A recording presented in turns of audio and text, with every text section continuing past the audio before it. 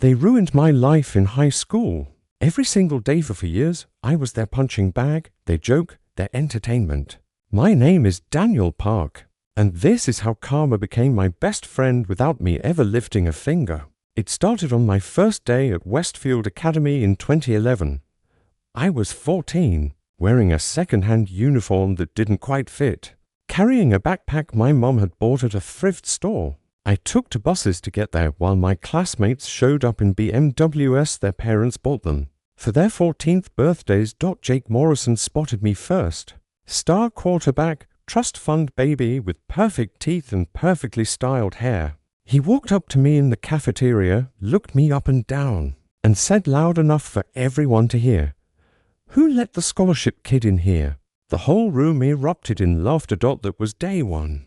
It only got worse from there. Jake became the ringleader of my personal hell, and his girlfriend Madison Sterling was his enthusiastic co-captain. Then there was Marcus Webb, Jake's best friend who documented my humiliation on social media for entertainment. Freshman year, Jake would knock my lunch tray out of my hands at least twice a week. Oops, scholarship boy. Better pick that up before someone steps on your $5 meal. I get on my hands and knees while 300 students watched and laughed. The cafeteria staff felt bad for me, but couldn't do anything. Madison was crueler in her own way. She'd pretend to be nice, invite me to sit with a group, then loudly announce in front of everyone that I couldn't come to her party, because it was invitation only, for people who actually belong here. Her friends would giggle while I turned red and walked away. Humiliated again, Marcus took it digital. He'd take photos of me struggling with my ancient laptop during presentations and post them online with captions, like Poverty Tech 101 or When Your Computer Runs on Hope and Food. Stamps. The posts would get hundreds of likes from Westfield students. I told a teacher once, Mrs. Henderson, my English teacher who seemed kind. She said she'd look into it, but nothing ever happened. Later I found out Jake's father was a major donor to the school. $20 million bought a lot of looking the other way. Sophomore year was worse. They got more creative with their cruelty. Jake started a rumor that I smelled bad because my family couldn't afford soap. It wasn't true, but it stuck. People would hold their noses when I walked by. I showered twice a day, but it didn't matter. Madison created a fake Instagram account pretending to be a girl who liked me. She messaged me for weeks, building up my confidence, making me think someone actually cared. Then she revealed herself in front of the whole school at a pep rally, reading our messages out loud. "Did you really think anyone would ever like you?" she asked while I stood there dying inside. Marcus filmed it all, posted it everywhere. The video went viral at our school. For weeks, people would quote the messages back to me in the hallways. I stopped going to my locker because it was too painful to walk through the halls. I went home crying most days. My mom would hold me while I sobbed, asking why they hated me so much. What did I do wrong? I'd ask her. She'd stroke my hair and say, "Nothing, baby. Nothing at all. They're just insecure children taking it out on you."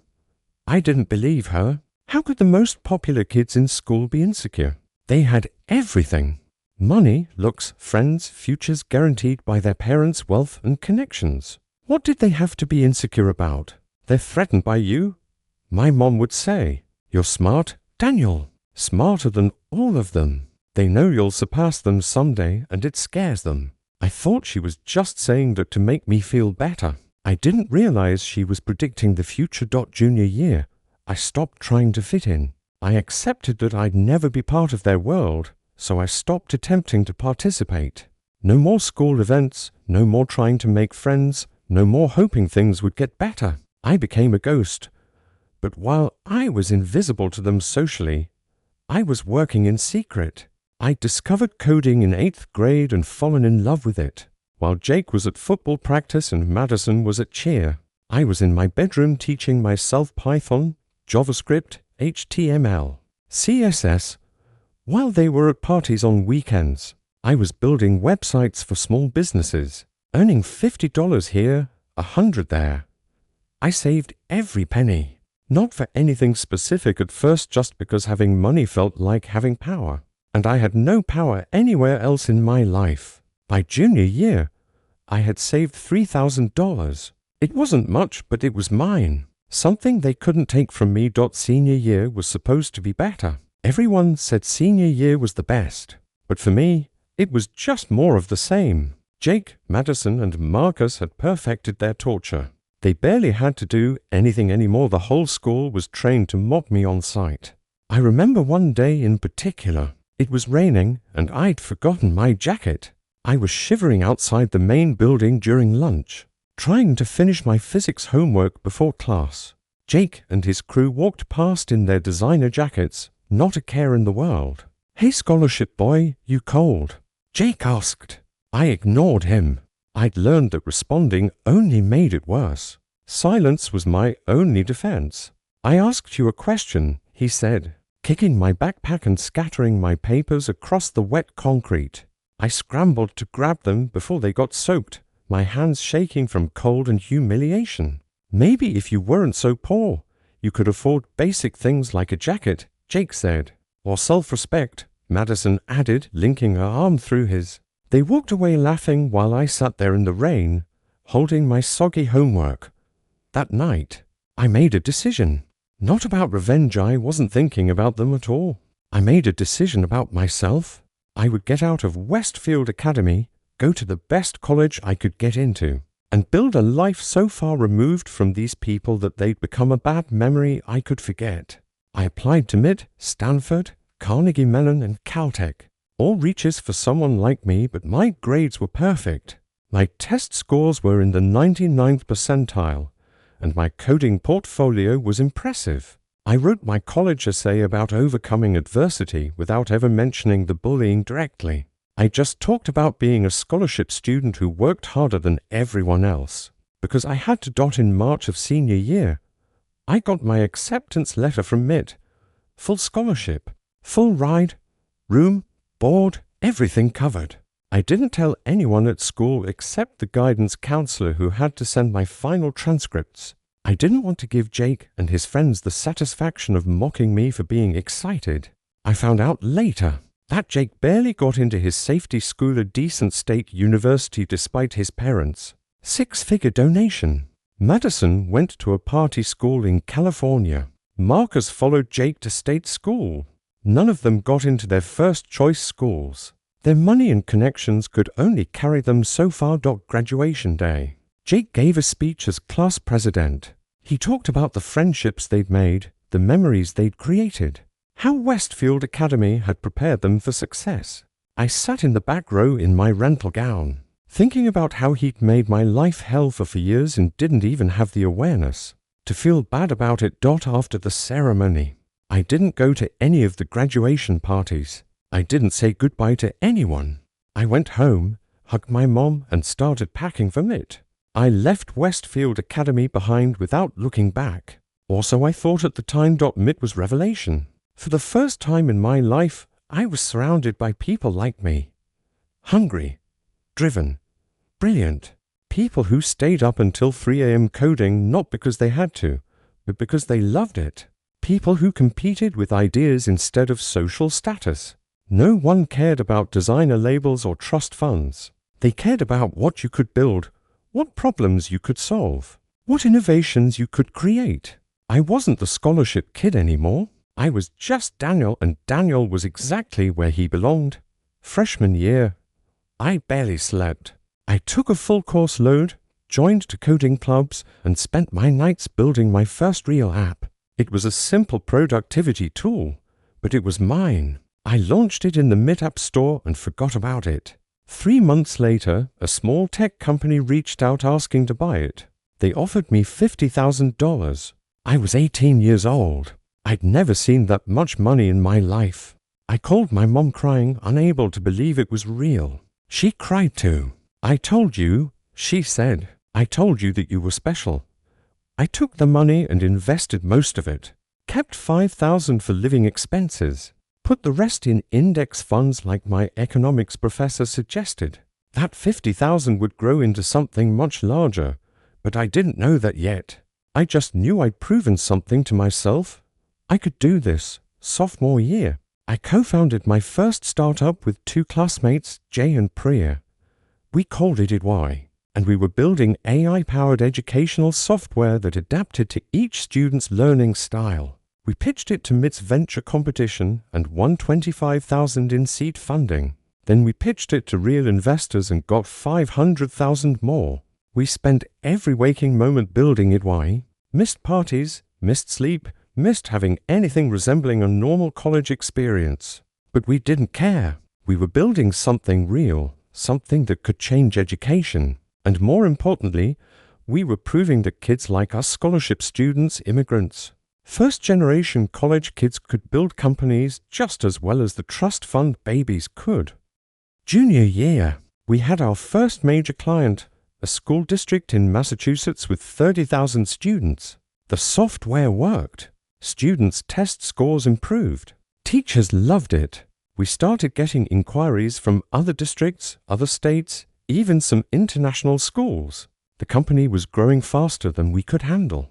That's when the acquisition offers started coming in. Major education technology companies wanted to buy EY. The first offer was for $1 million. We turned it down. The second was for $2 million. We turned that down too. The third offer was for $3.2 million, and this time we said yes. I was 20 years old. My share was $900,000. I'd gone from the poor scholarship kid who got mocked for his $5 lunch to almost a millionaire before I could legally drink. I bought my mom a house. She cried for 3 days straight. I didn't buy a fancy car or throw parties or do any of the stereotypical rich kid things. I lived in the same dorm room, ate the same dining hall food, and immediately started working on my next company. Money wasn't the goal, building things was the goal. Money was just proof that I was building things people wanted.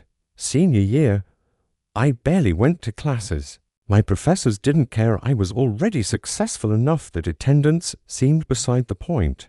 I was too busy launching my third company, DivConnect, a platform that connected freelance developers with businesses that needed custom software. It was like Upwork, but specifically for developers with better vetting and matching algorithms. We launched in September of my senior year. By December, we had 10,000 users. By March, we had 50,000. By graduation in June, we had 100,000 developers on the platform and were processing $5 million in transactions per month. Our revenue was $10 million annually, and we were profitable. The acquisition offers came faster this time. We had 6 companies bidding against each other. The final offer was $47 million. I was 22 years old. My share was $28 million after taxes. I graduated from MIT as a multi-millionaire. Not billions, I wasn't Zuckerberg, but enough to never worry about money again. The tech blogs wrote about me. The MIT wonderkind. Silicon Valley's newest millionaire. From scholarship student to tech entrepreneur. They interviewed me about my journey, my vision, my next moves. None of them asked about high school. None of them knew about Jake, Madison, or Marcus. That part of my life was buried in the past where it belonged. I moved to San Francisco and joined the startup scene. Became an angel investor, funding other young entrepreneurs who reminded me of myself. Spoke at conferences about building companies without venture capital connections or family money. Built a reputation as someone who'd succeeded despite the odds, not because of them, for 2 years. I lived that life. Built my wealth, built my network, built my reputation. I dated, traveled, enjoyed my success. I thought I'd completely moved past Westfield Academy and everything that happened there. I thought those people were gone from my life forever. Then I decided to start my 4th company. This one was different. This one was going to be huge. I called it Optiscale, and we were building enterprise software that used machine learning to optimize business operations. It sounds boring, but the potential was massive. Every company needed what we were building. I assembled a team of the best engineers I knew. We worked out of a loft in downtown San Francisco, coding 18 hours a day. Living on coffee and takeout. We built the prototype in 3 months. We pitched it to investors in month 4. By month 6, we'd raised $120 million in Series A funding. $120 million. It was surreal. We were now a real company with real expectations. We had to scale fast, hire hundreds of people, open offices, build a sales team, a marketing team, operations, everything. I was 26 years old running a company with a 9-figure valuation. We moved into a proper office, a gorgeous space downtown with exposed brick, high ceilings, and views of the city. I got a corner office which felt absurd. I'd gone from being mocked in a high school cafeteria to having a corner office overlooking San Francisco in less than a decade. My head of HR was Sarah Chen, a brilliant woman who'd built teams at 3 successful startups before joining OptiScale. She was in charge of our aggressive hiring plan. We needed to go from 20 employees to 200 in 12 months. That meant hiring constantly, screening thousands of applications, conducting hundreds of interviews. One Tuesday afternoon, Sarah walked into my office with a stack of resumes. "These are the finalists for our senior marketing, sales, and social media positions," she said. "I've already done phone screens. Just need your approval to bring them in for final interviews." I was barely paying attention, focused on a technical architecture problem we were solving. "Sure, whatever you think is best," I said, not looking up. "Just schedule whoever seems promising. Actually, I wanted your input on a few of these first," Sarah said, setting the stack on my desk. "Some interesting backgrounds." She left the resumes and walked out before I could protest. I finished my email, then grabbed the resume stack. I started flipping through them mechanically, reading credentials and experience without much interest. Marketing manager from tech company, sales director from enterprise software company, social media specialist from consumer brand. All standard, all qualified, all boring. Then I saw a name that made me stop cold. Jake Morrison. I stared at it, certain I was seeing things. But no, there it was in black and white. Jake Morrison, applying for our senior marketing manager position. My heart started pounding. I read his resume carefully. Education, State University, bachelor's in business administration. Not the Ivy League school his parents had tried to buy his way into. Work history, marketing associate at a mid-sized firm for 2 years.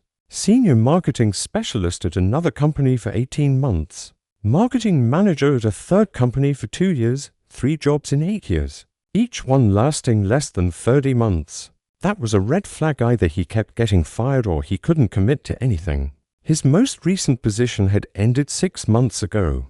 Current status, unemployed. Another red flag.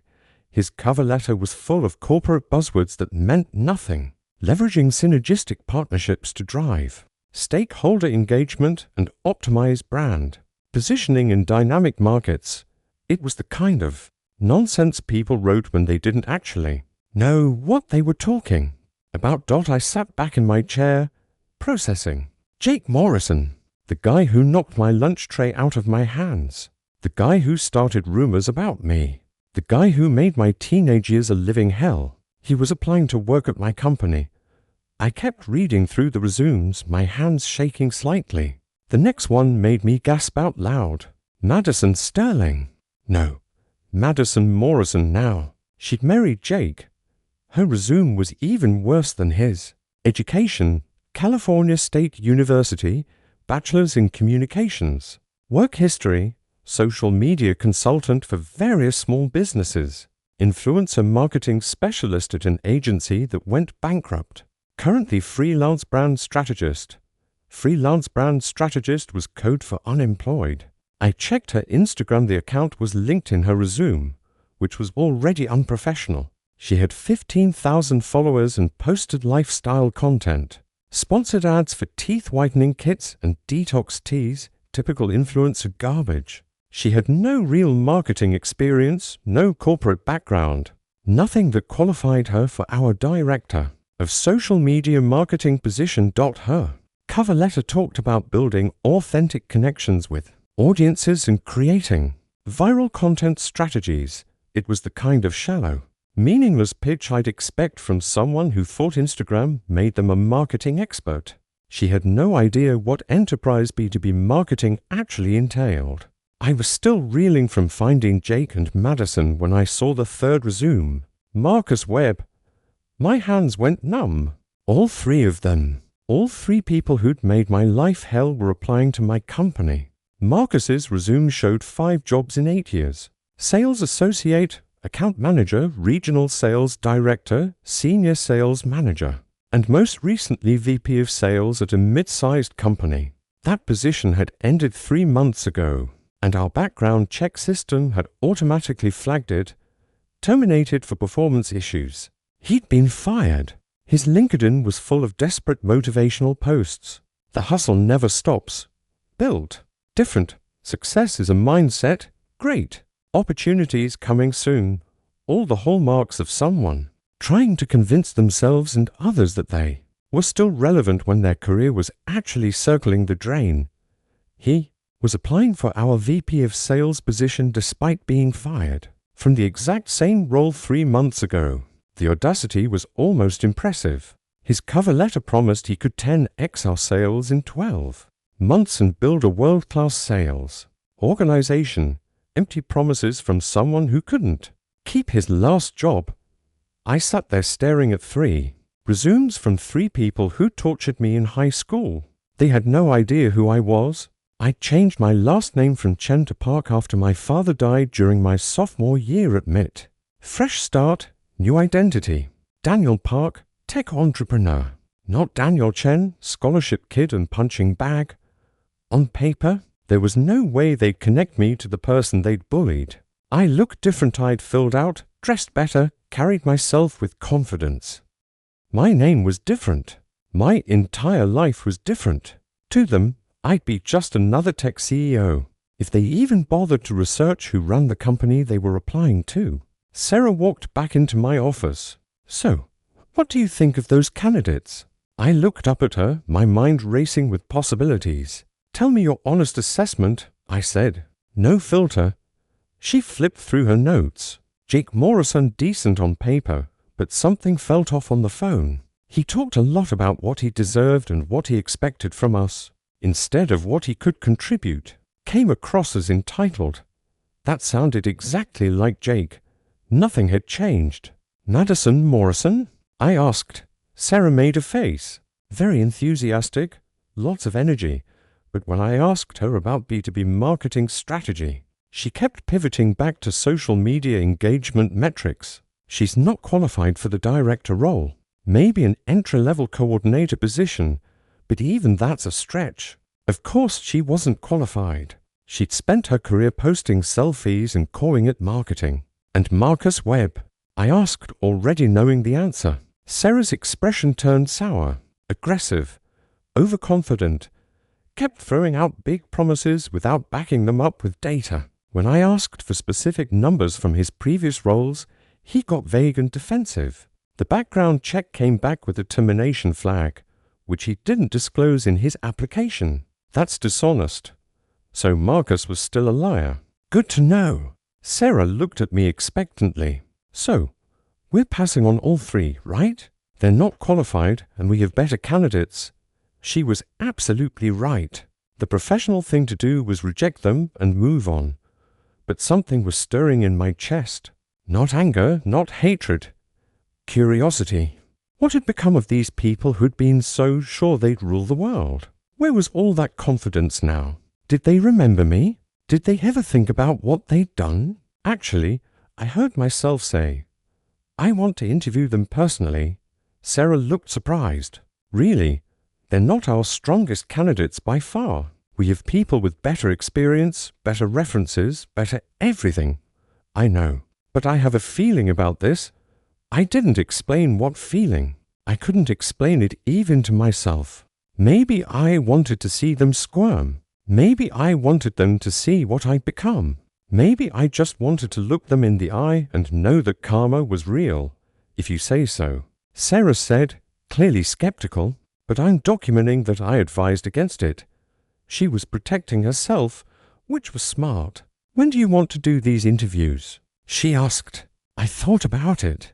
Part of me wanted to drag it out, make them wait. But another part of me needed to know now. Tomorrow, I said. Schedule them all for tomorrow if possible. Sarah's eyebrows shot up. Tomorrow. That's very fast. We usually take time to tomorrow, I repeated. I'm sure.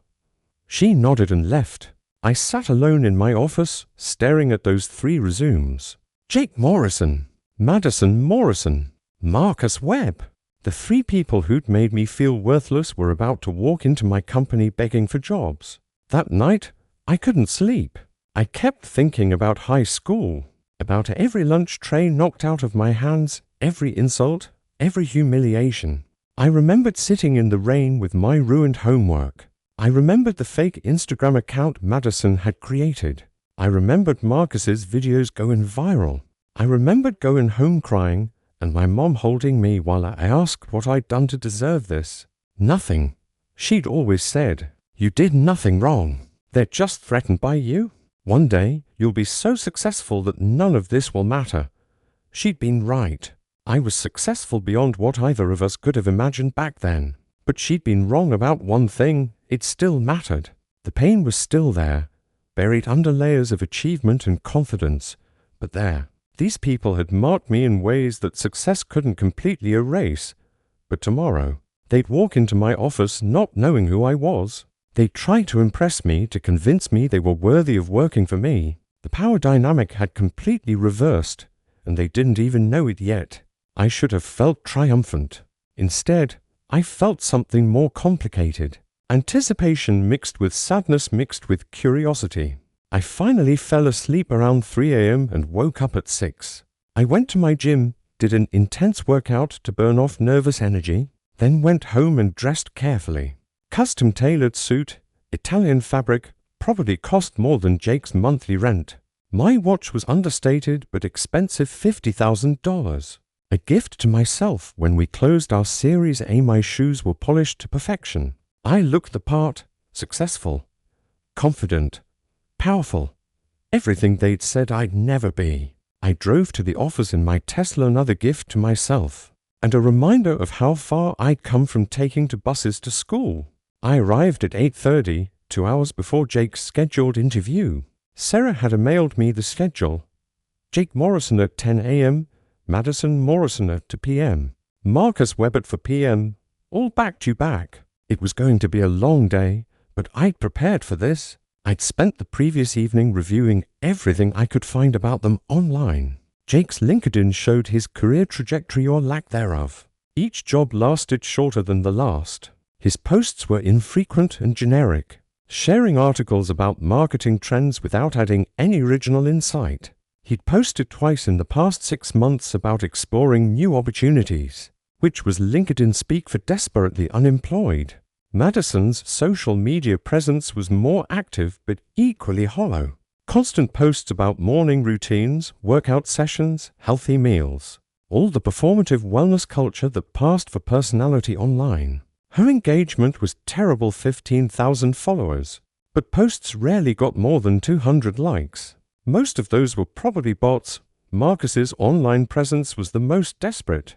Daily motivational posts about grinding and hustling. Sharing quotes from successful entrepreneurs. Posting about big things coming soon.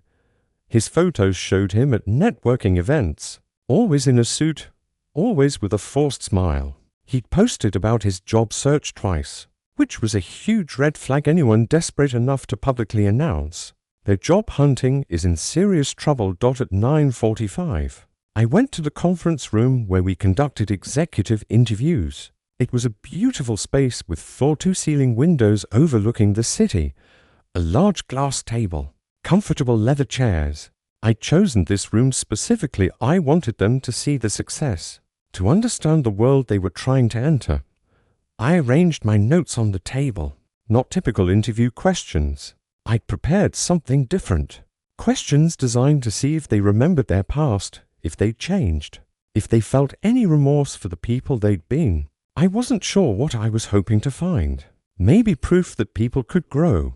Maybe confirmation that bullies stayed bullies. At 10 a.m. exactly. Sarah escorted Jake into the conference room. He walked in with that familiar swagger, the same confident stride he'd had in high school. Expensive suit, not as expensive as mine, but he was trying. hair perfectly styled, fake smile plastered on his face. Jake Morrison, he said, extending his hand. Thanks so much for taking the time to meet with me. His handshake was firm, practiced. He looked me directly in the eye, using all the tricks they teach in interview preparation courses. But I could see the nervousness underneath, the slight tension in his jaw, the way his eyes darted around the room, taking in the expensive furniture, the view, the trappings of success. Daniel Park, I said, shaking his hand and gesturing to a chair. Please have a seat.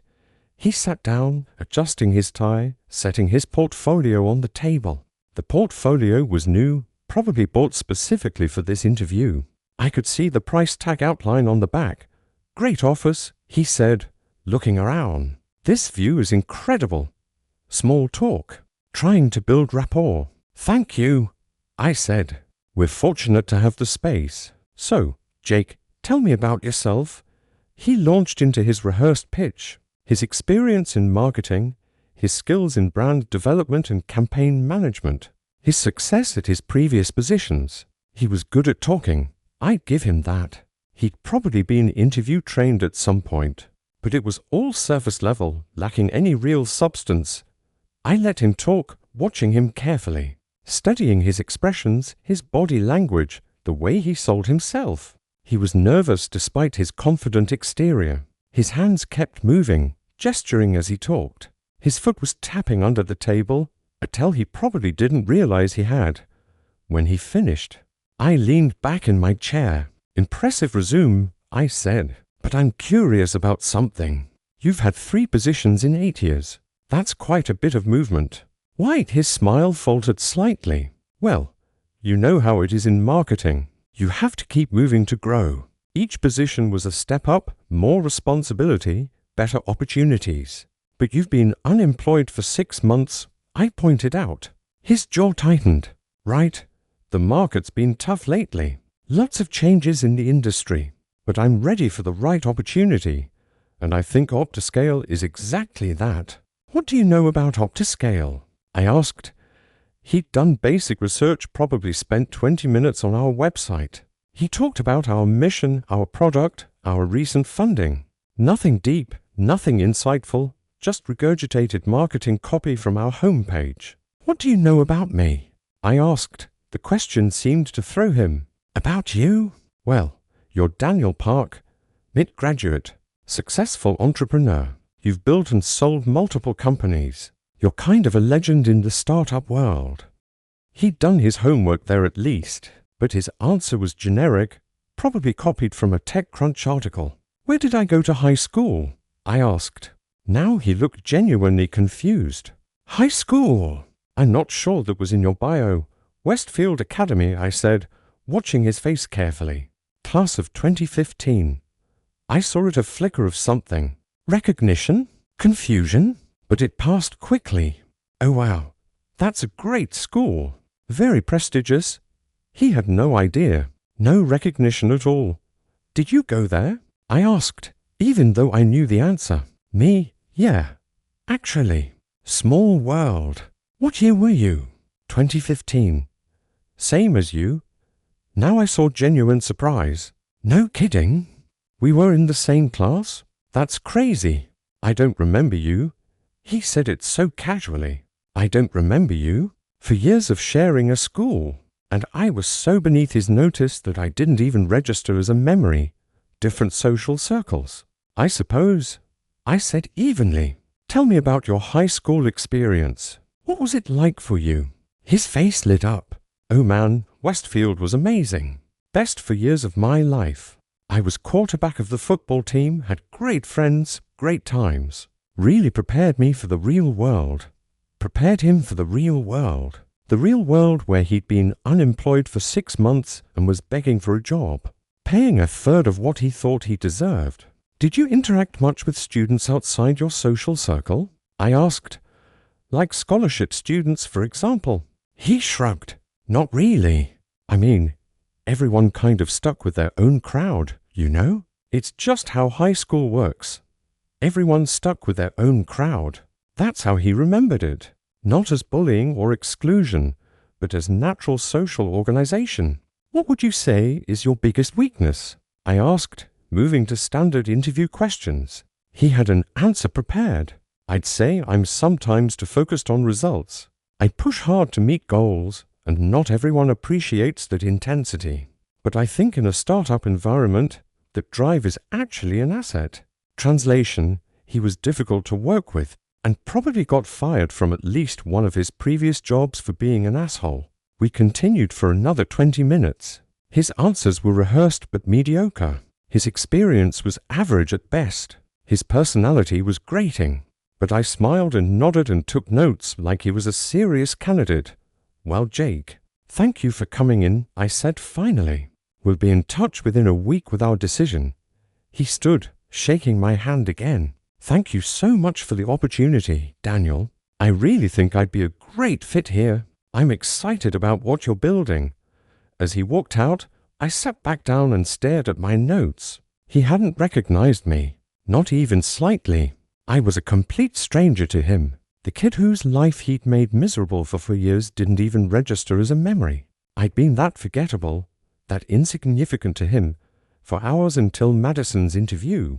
I tried to work, to focus on actual business, but my mind kept drifting back to Jake, to high school, to all the casual cruelty that he didn't even remember. At 1 p.m., Sarah knocked on my door.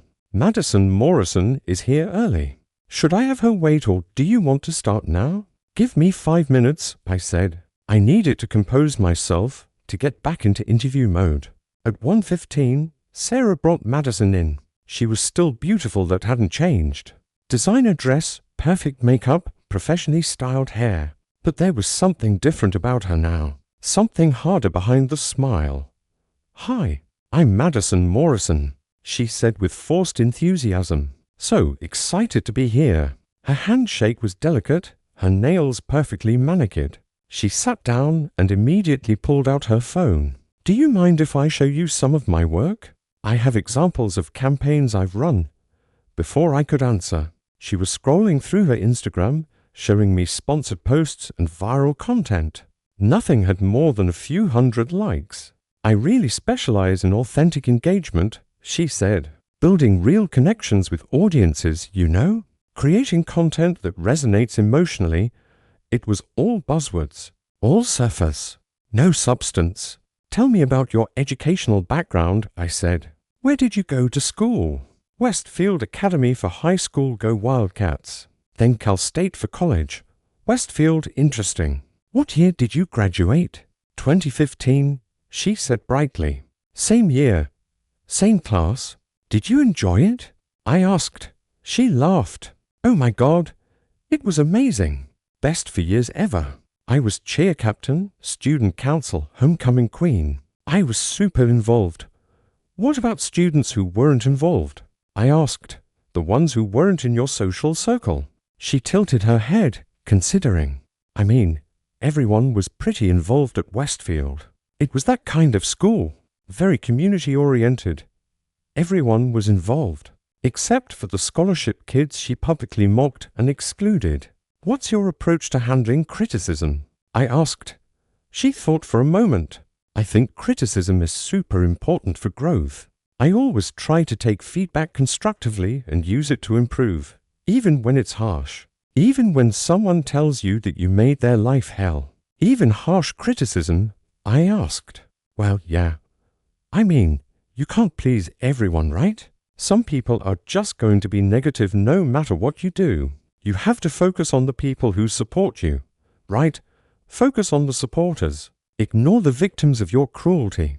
Tell me about your most successful campaign, I said. She launched into a story about a local boutique she'd helped with Instagram marketing. They gained 500 followers in a month. 500!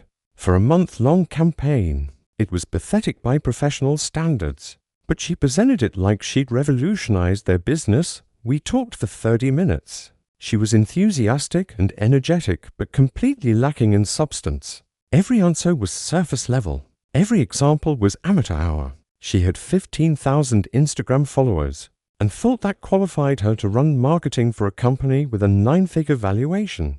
It would have been funny if it wasn't so sad. Thank you for coming in, Madison, I said finally. We'll be in touch. Oh my gosh, thank you so much. She gushed. This company is doing such.